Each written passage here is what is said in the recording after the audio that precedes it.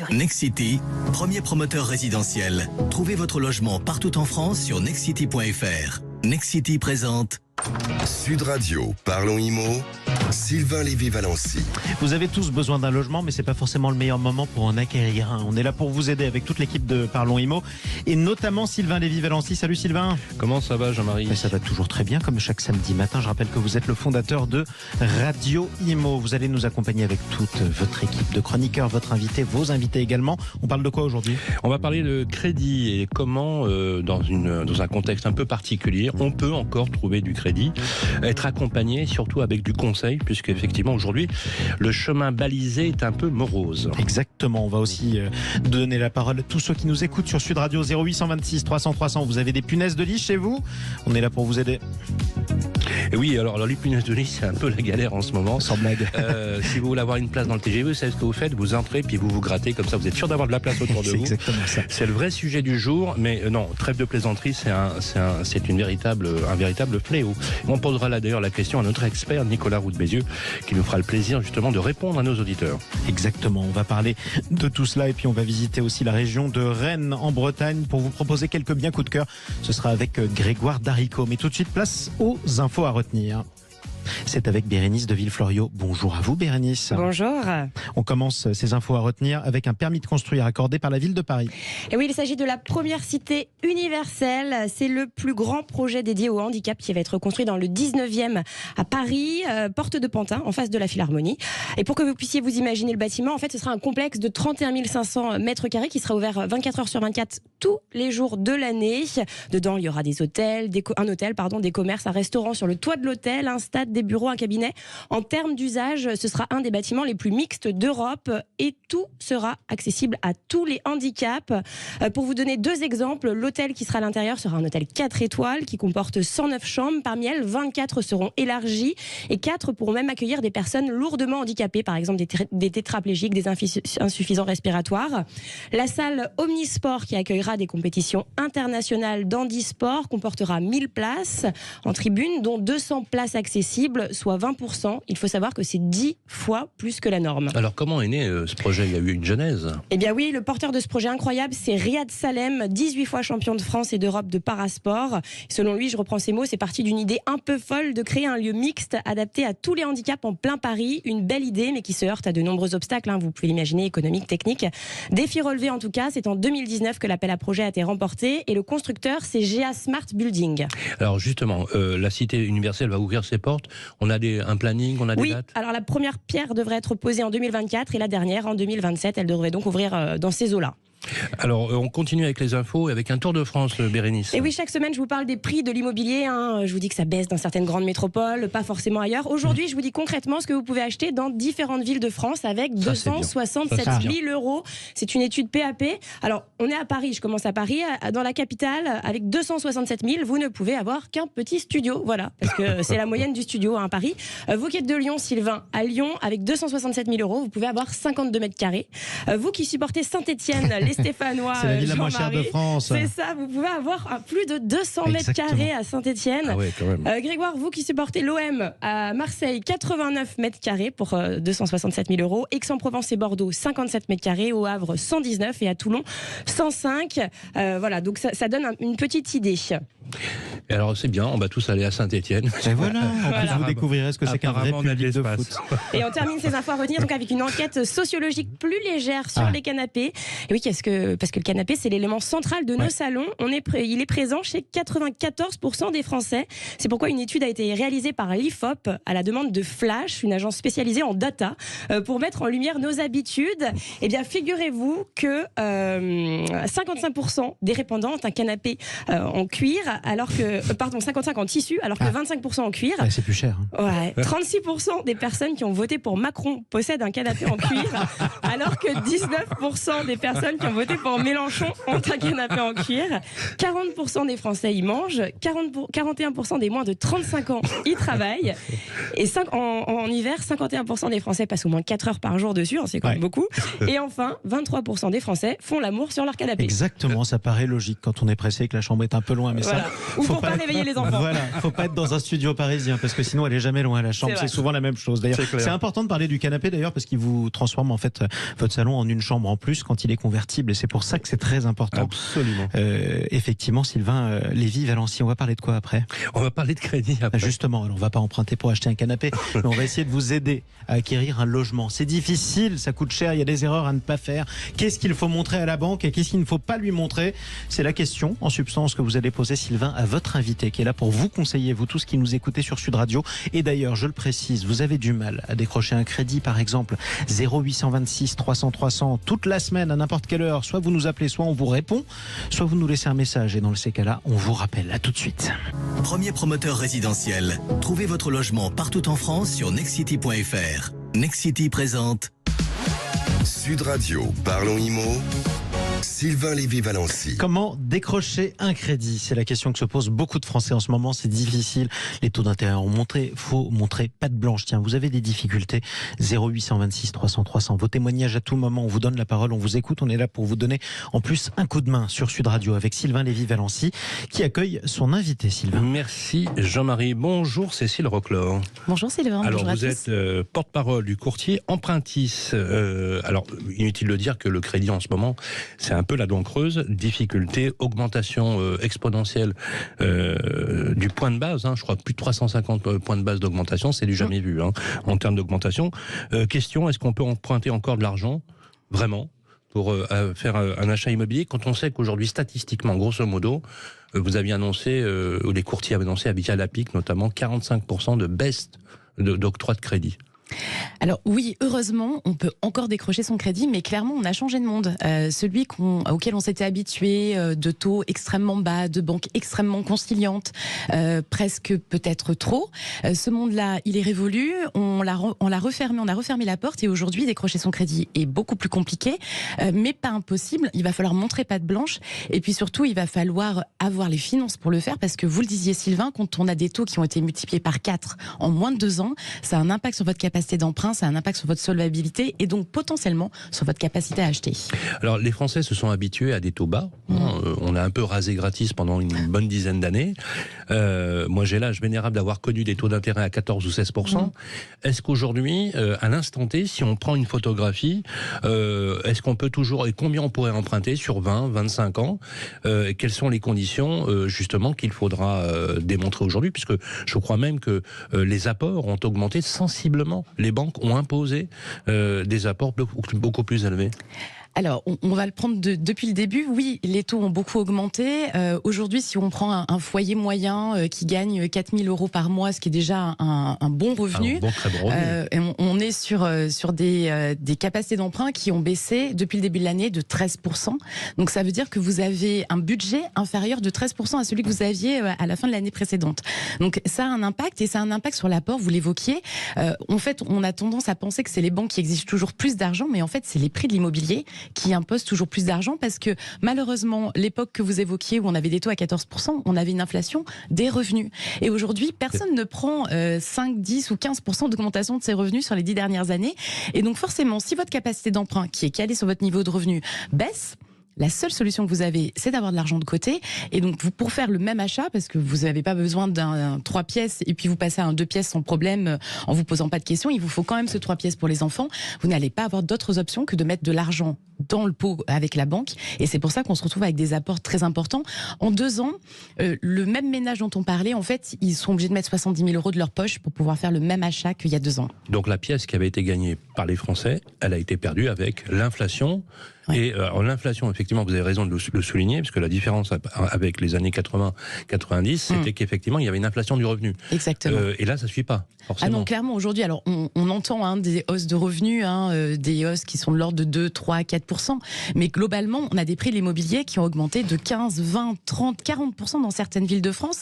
Et là, c'est là qu'on a un problème, c'est que accéder au crédit, c'est très bien, mais si vous pouvez pas acheter le bien dont vous avez besoin, en fait, vous n'achetez pas, vous restez locataire, et quand vous restez locataire... Eh ben, vous bloquez le marché. Exactement, puisque là aussi, les taux de crédit, ils s'imposent aussi aux investisseurs, et puis on voit bien qu'avec les nouvelles normes, on n'a pas trop envie que ce soit des propriétaires privés, mais qu'on aimerait bien avoir un retour de propriétaires investisseurs, et eux aussi sont à la peine, et donc s'ils n'achètent pas de biens immobiliers pour vous louer, vous ne pouvez pas vous loger. C'est exactement ce qui explique la crise actuelle, hein. On le sait, c'est grave, mais d'ailleurs les Français qui nous écoutent et nos auditeurs sur Sud Radio le savent.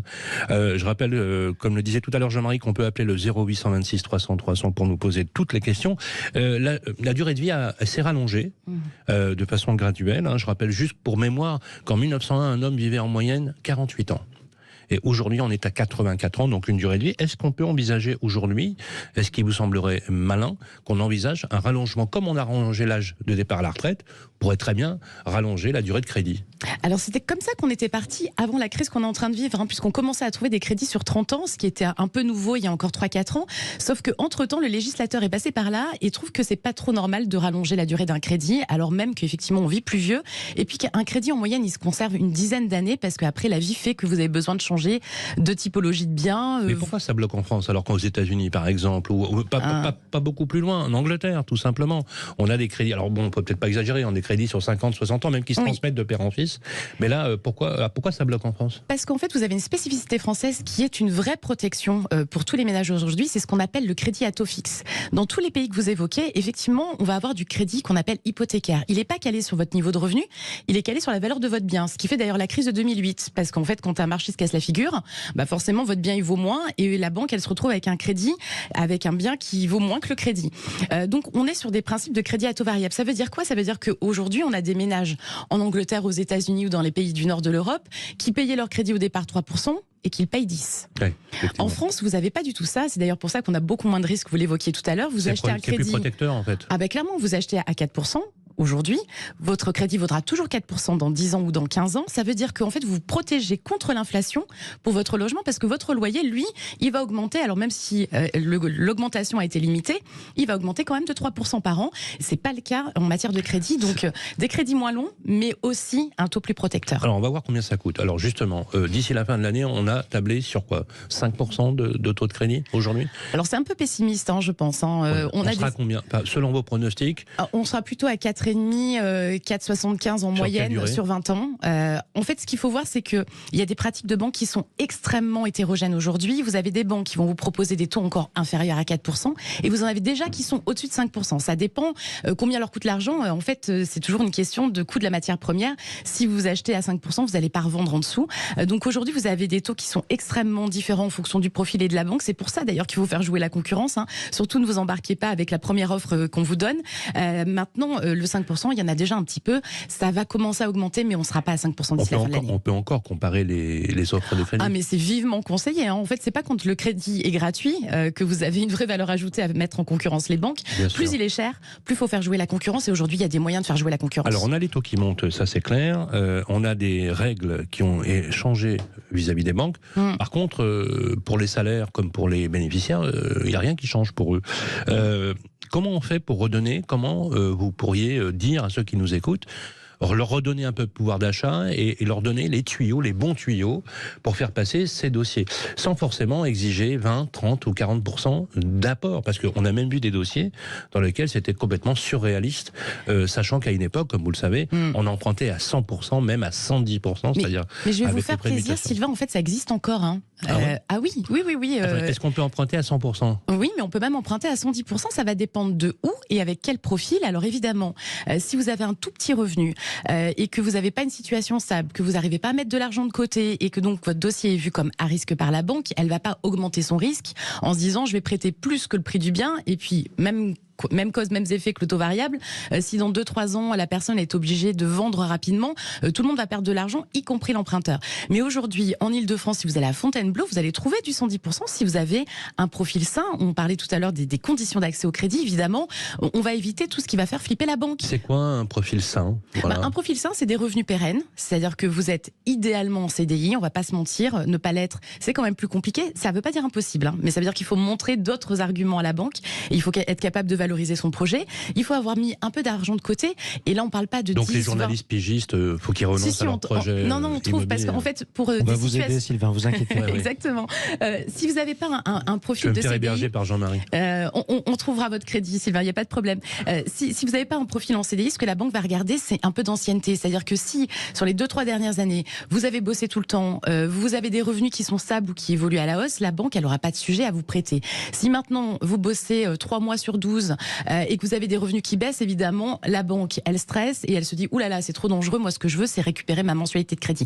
Donc, il faut montrer patte blanche en étant bon gestionnaire. Il faut mettre un peu d'argent de côté parce que, vous le savez comme moi, la taxe foncière, ça augmente, les charges de copropriété, la rénovation énergétique, tout ça, ça nécessite de l'argent. Et si vous êtes pris à la gorge avant même de devenir propriétaire, ça sera pas mieux après, malheureusement. Donc, il faut avoir quelques arguments, mais on n'est pas obligé d'avoir 70 000 € de côté pour devenir propriétaire aujourd'hui en France, sauf peut-être à Paris, où là, évidemment, vu les prix de l'immobilier, on va pas se mentir, ça devient quand même compliqué. Les bonnes démarches à faire, donc déjà, aller voir un courtier, parce qu'un courtier a la particularité, vous me dites si je me trompe, c'est de défendre les intérêts du client. Ah ben, on est mandaté par le client. Notre job, c'est de faire en sorte que donc vous c'est arriviez... mieux d'aller voir un courtier. Alors, ça serait vous dire que je prêche pour ma paroisse et ça serait dommage. Non, en fait, ce qu'il faut savoir, c'est que vous pouvez tout à fait faire votre démarche tout seul auprès d'un banquier. Il faut avoir 3 qualités. La première, il faut avoir du temps.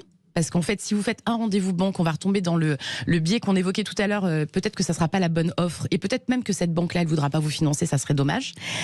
Il faut avoir des talents de commercial, parce qu'en fait, il va falloir négocier, il va falloir vendre son dossier. On parlait des atouts et des choses qui peuvent faire flipper un banquier. Si vous sortez pas les bons arguments, la banque vous financera pas ou elle vous fera un taux à 5%.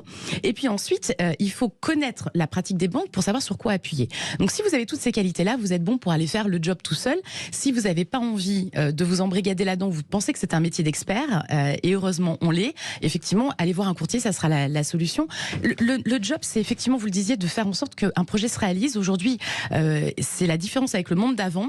Décrocher son crédit, c'est loin d'être simple. Toutes les banques ne vous financeront pas et toutes ne vous feront pas des conditions de taux qui vont vous permettre d'acheter, parce qu'on se le rappelle, ce qui fait votre capacité d'emprunt, c'est votre niveau de revenu, mais c'est aussi le taux auquel vous achetez, parce que plus il est élevé, plus vous allez payer d'intérêt et moins vous allez pouvoir emprunter. Alors, il nous reste un peu moins d'une minute pour justement essayer de donner quelques conseils très pratiques, extrêmement pratiques. On l'a vu, ceux qui tractent aujourd'hui le marché, ce sont les primo-accédants. Alors eux, c'est carrément double peine, parce que non seulement leur revenu n'a pas augmenté, mais ils sont confinés ou condamnés à rester dans le parc locatif, justement.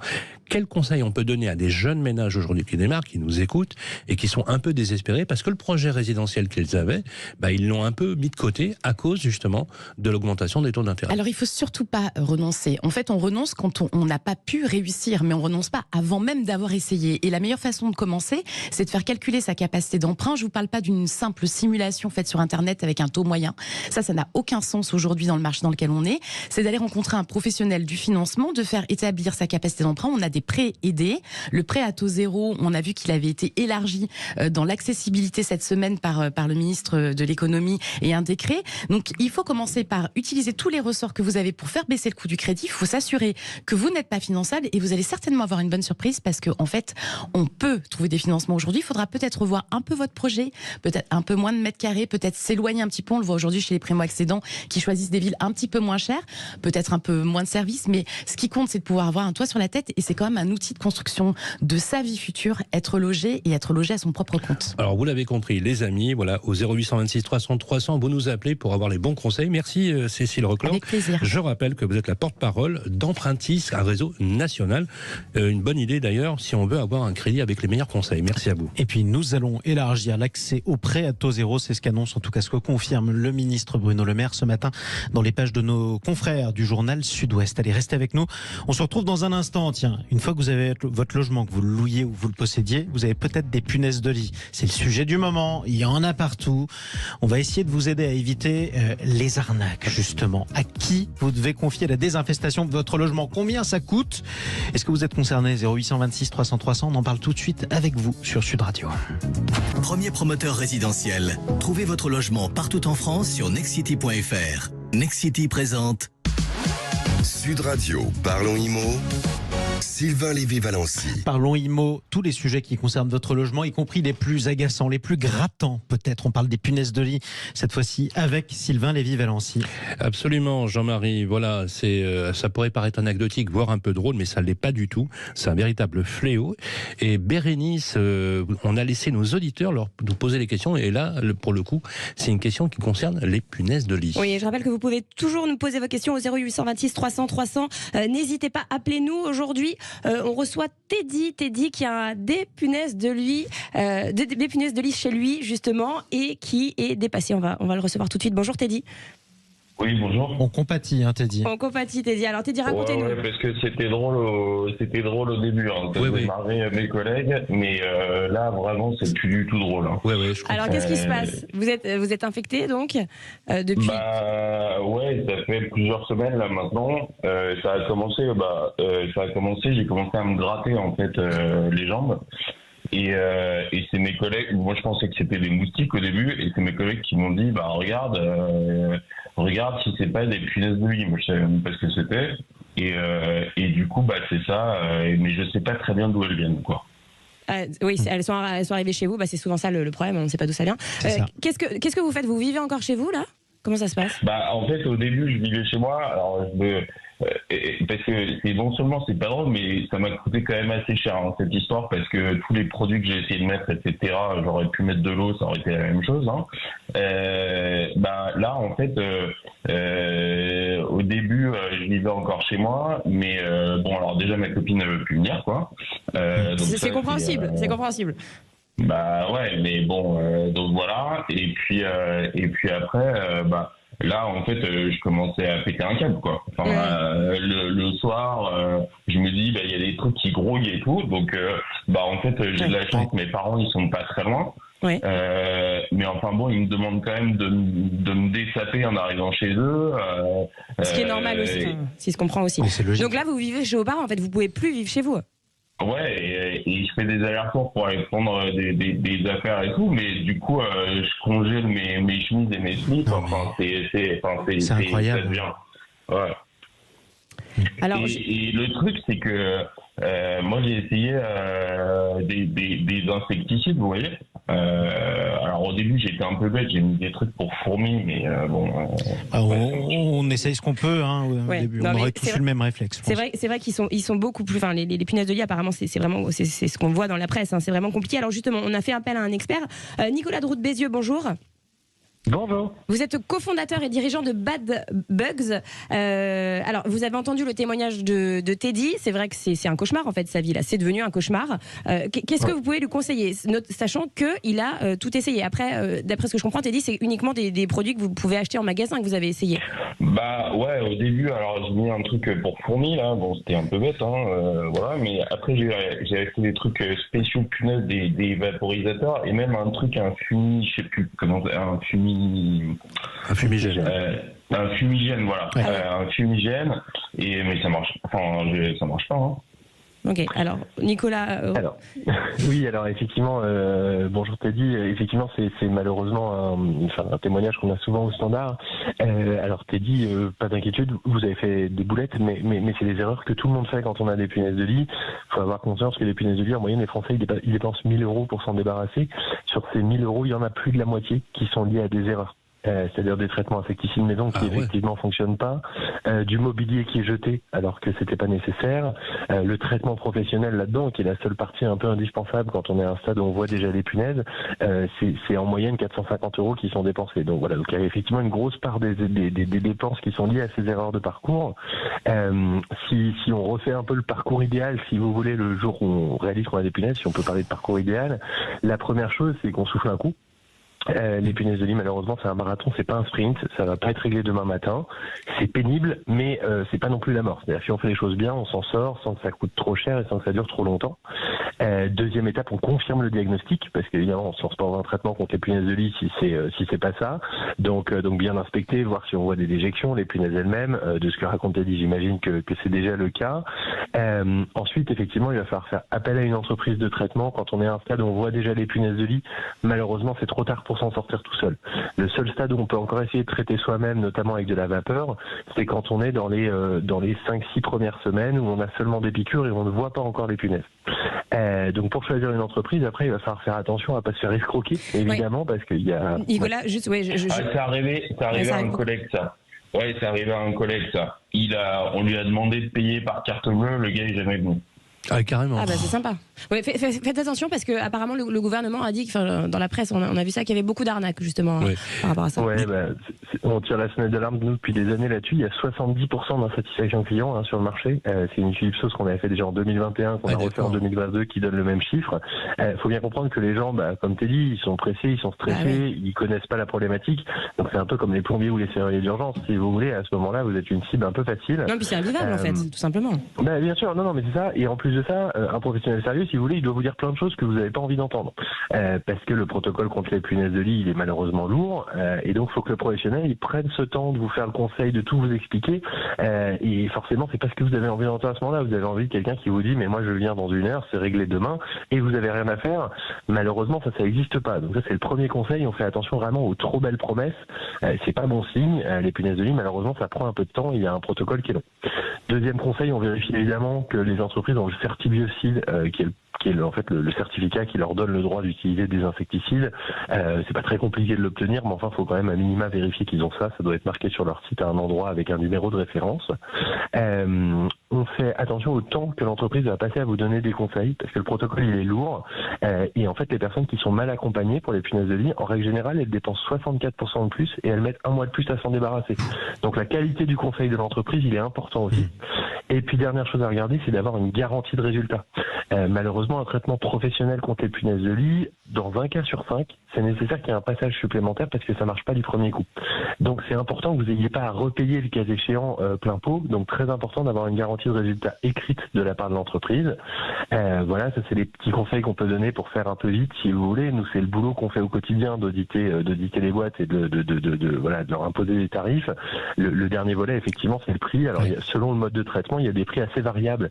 Ça va de 1 à 10 en fonction du mode de traitement que vous choisissez. Donc ça, selon ce que vous choisissez, n'hésitez pas, même si vous passez pas par nous, allez voir sur le site. En 3 clics, vous pouvez faire une simulation de devis pour les différents modes de traitement et regarder si c'est en cohérence avec ce que vous a proposé l'entreprise. Évidemment. En gros, faut prendre le temps de bien regarder. Même si on est pressé, faut pas y aller sans réfléchir. Ça, c'est important. Merci beaucoup pour tous ces conseils, Nicolas Roux de Bézieux. Est-ce que je peux m'en permettre un dernier pour les locataires qui nous écoutent ? Un tout petit dernier. Très petit. C'est un peu tard pour Teddy, mais pour les autres, c'est possible de s'assurer contre les punaises de lit. Faites-le parce que ça coûte 2 € de s'assurer contre les punaises de lit et au moins le jour où ça vous arrive, vous êtes accompagné, vous ne payez pas le traitement, que vous soyez propriétaire ou locataire. Renseignez-vous sur Internet, c'est important aussi. Merci beaucoup. Je rappelle que vous êtes le cofondateur et dirigeant de Bad Bugs. On pourrait dire sales bêtes, mais sales insectes plutôt en français. En tout cas, merci Teddy. Bon courage surtout, c'est le plus important. Vous tous d'ailleurs qui nous écoutez sur Sud Radio, vous avez ce genre d'histoire qui vous arrive. 0826 300 300.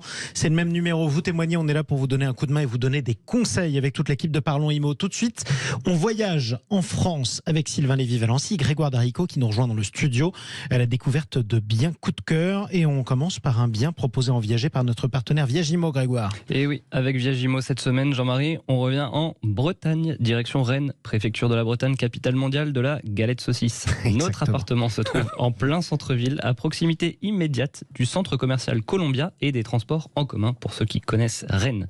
Donc on vous propose cette semaine un 2 pièces de 68 mètres carrés au 3e étage d'un immeuble de 1974. On commence par l'entrée, elle dessert une grande pièce de vie orientée plein sud avec balcon, puis vous trouverez une cuisine indépendante aménagée et même une arrière-cuisine, très pratique. L'espace nuit comprend une chambre avec balcon, elle aussi, une salle d'eau, des toilettes et une buanderie.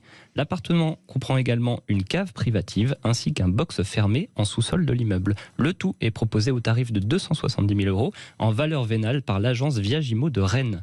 Alors, quelles sont les conditions, Grégoire, pour avoir ce bien viager? Alors, 2 solutions pour cet appartement. D'abord, il est proposé en vente au comptant à 190 900 €. L'acheteur en obtient donc la nue propriété au profit d'un homme de 77 ans. Et deuxième solution, avec le paiement d'un bouquet et d'une rente mensuelle qui seront fixés par l'agence. Je rappelle que vous trouverez plus d'infos et photos sur le site de notre partenaire www.viagimo.fr. Alors, Grégoire, comme chaque semaine à la rédaction, vous avez eu des coups de cœur. On part où cette semaine? J'ai sillonné la Bretagne. Je me suis arrêté d'abord à Plouémel. C'est une commune de 45 000 habitants environ, située à 137 km de Rennes, 138 km de Nantes et 105 km de Quimper, en plein Morbihan. Alors la commune est notamment connue pour son dolmen à galerie qui est classé monument historique, figurez-vous.